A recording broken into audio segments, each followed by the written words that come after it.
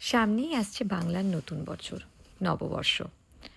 নববর্ষের আগে কলকাতায় থাকতে মা, মামুনি ওদেরকে দেখেছি বাড়িঘরের ঝুল পরিষ্কার করা, ঘরের বিছানার চাদর পাল্টানো, সব গোছানো শুরু হয়ে যেত, ঘর পরিষ্কার করা।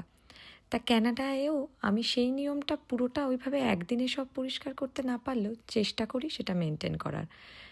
যেহেতু নববর্ষ আসছে সেই জন্য শুরু করলাম আদিরার ঘরটা দিয়েই। এটা যদিও নামে আদিরার ঘর, এখানে কিন্তু আদিরা মোটেও শোয় না।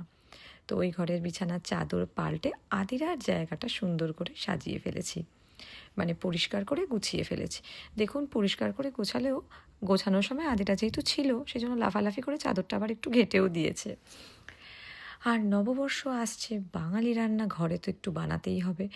আর আমরা এইবারে আমাদের 12 তারিখ মানে রোববার দিনকে আমাদের বাড়িতে একটা পটলাক আছে।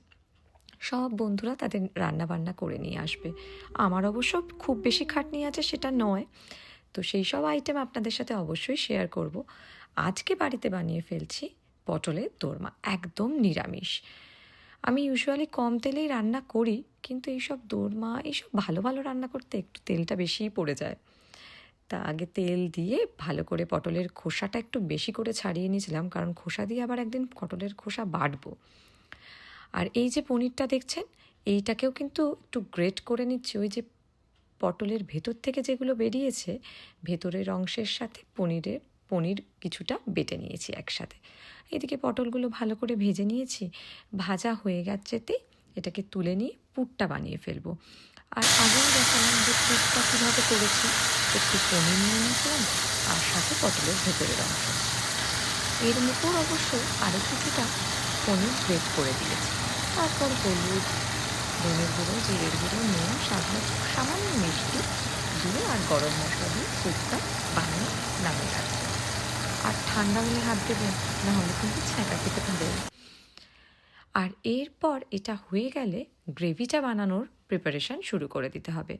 গ্রেভির জন্য তেলের মধ্যে দিয়ে দিয়েছিলাম গোটা জিরে আর তেজপাতা, আর সাথে হচ্ছে শুকনো লঙ্কা ফোড়নে। আর তারপর ওর মধ্যে আদা বাটা আর টমেটো বাটা দিতে ভুলবেন না। আদা আর টমেটো একসাথে পেস্ট করে নিয়েছিলাম, আর যারা ঝাল খান তারা কিন্তু সাথে লঙ্কাও দিয়ে দেবেন। আর সেই বাটা দিয়ে ভালো করে একটু কষিয়ে নিয়ে সেই ফাঁকে টক দই, 4 মগজ একসাথে বেটে নিয়েছিলাম, নিয়ে সেই টক দই আর 4 মগজও দিয়ে দিলাম। এবার টক দই আর টমেটো থাকাতে একটু টক টক স্বাদ হয়েছে, কিন্তু তার সাথে কিন্তু এবার লঙ্কা দিতে ভুলবেন না।